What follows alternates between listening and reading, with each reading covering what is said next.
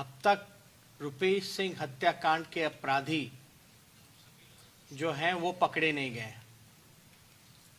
कोई सुराग नहीं मिला है, कोई कार्रवाई नहीं हो रही है।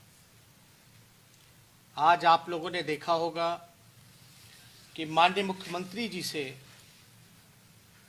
जब पत्रकारों ने सवाल पूछा कि बिहार में अपराध क्यों बढ़ते जा रहे हैं, तो मुख्यमंत्री गुस्से में लाल, बौखलाए हुए, और ऐसा लग रहा था उनके पास कोई जवाब नहीं है कि लगातार बिहार में अपराध क्यों बढ़ता जा रहा है। चुनाव भर जंगल राज चिल्लाते रहे, लेकिन वाकई में आज बिहार में महाजंगल राज आ गया है। और इसके महाराजा कौन है, हम पूछना चाहते हैं। बिहार के लोग भय में अपना जीवन काट रहे हैं। एक बुरा वक्त कोरोना काल का चल रहा है, लोगों के रोजी रोटी पर आफत है, किसान बदहाल है, नौजवान बेरोजगार है, संविदा कर्मी परेशान है, सरकारी कर्मचारी परेशान है, व्यवसायिकों में हाहाकार मचा हुआ है। कोई जात के भाई हो, कोई वर्ग के हो, कोई धर्म के हो, आज सब लोग इस डबल इंजन एनडीए सरकार से खफा है, परेशान है। इन्होंने बिहार को पूरी तरीके से बदहाल बना दिया। अपराध की अगर हम लोग जिक्र करें तो बिहार में ये कोई पहली घटना नहीं है। यहां अपराधी बेखौफ घूम रहे हैं। अब तो अपराधी घर पहुंच करके AK-47 चला करके हत्या कर रहे हैं, हमारी बहनों के साथ रेप कर रहे हैं, जिंदा जला रहे हैं घरों में घुस करके। मुजफ्फरपुर की अगर बात की जाए तो कितने दिन बीते हैं बालिका गृह को हुए, लेकिन सत्ता ने केवल संरक्षण देने का काम किया अपराधियों को, और जो कि नतीजा है बिहार में संगठित रूप से सत्ता का संरक्षण अपराधियों को प्राप्त है। यही एक मुख्य वजह है जिसके वजह से बिहार में अपराधी बहनों के साथ रेप किया गया, उसके घर में जाकर के जिंदा जला दिया गया और कहीं गाड़ दिया गया था उसके लाश को। आज वो लाश बरामद हुई है, लेकिन ठीक उससे पहले मधुबनी की जिक्र करें तो एक बहरी गूंगी बच्ची के साथ रेप होता है, और रेप करने के बाद दोनों आंखें निकाल लिए जाते हैं। आप समझ सकते हैं ऐसे ऐसे अपराध हो रहे हैं बिहार में जो कि हम लोगों के कल्पना के परे था। अजीबो गरीब घटनाएं आपके बिहार में हो रहा है, और सत्ता में बैठे हुए लोग, चोर दरवाजा से आए हुए जो सरकार है, सत्ता के नशे में कुर्सी बचाने के सत्ता के लोभी लोग सिर्फ अपनी चिंता कर रहे हैं, बिहार की नहीं।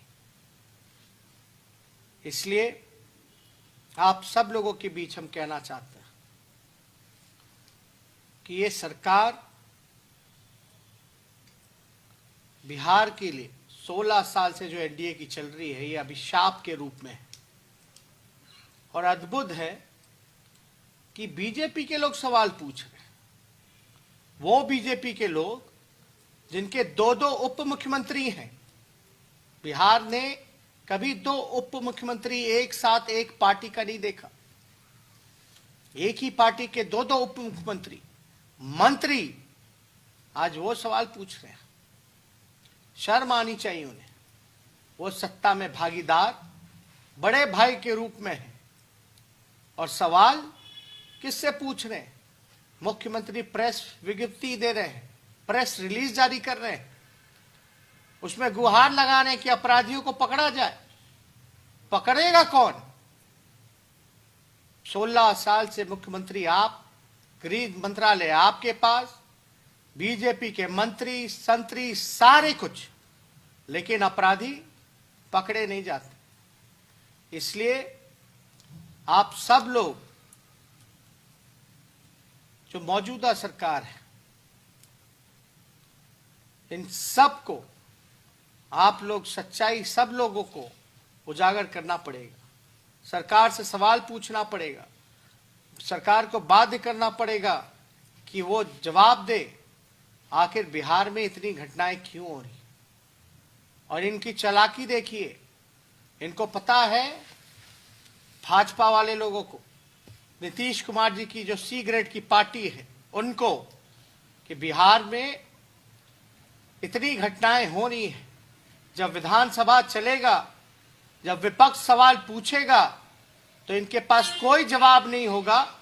इसलिए ये विधानसभा सत्र को, जो बजट सेशन होता है 1.5 महीने का, उसको ये लोग चाहते हैं कि 2-3 दिनों में खत्म कर दिया जाए, मात्र 2 से 3 दिनों में खत्म कर दिया जाए।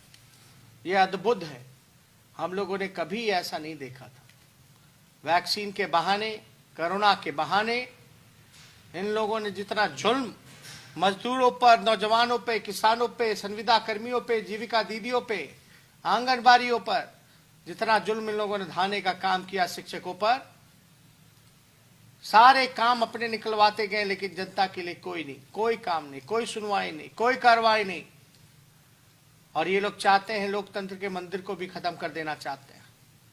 जनप्रतिनिधि का वैल्यू तो खत्म हो ही गया, एमएलए का क्या वैल्यू रह गया? जब सदन चलता है तो उसकी गरिमा बची हुई रहती है। वो अपने विधानसभा क्षेत्र को लेकर के सवाल पूछता है, और ये विधानसभा जब तक सत्र चलता है तब तक जितने अधिकारी हैं वो डरे रहते हैं, समय रहते हैं।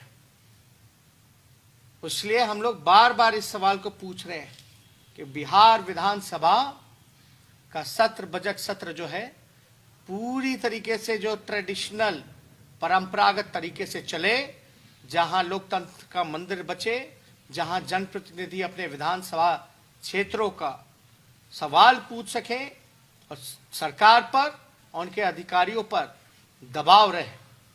ये जितने अधिकारी हैं, कोई अपना काम नहीं कर रहे हैं। आप लोग सब लोग देखते होंगे, दिन प्रतिदिन बड़ी संख्या में लोग जो है हमसे मिलने आते हैं, लोगों की शिकायतें रहती हैं, और सरकार में कोई लोग उचित नहीं समझते कि जनता से मिलें, उनके समस्याओं का निदान करें।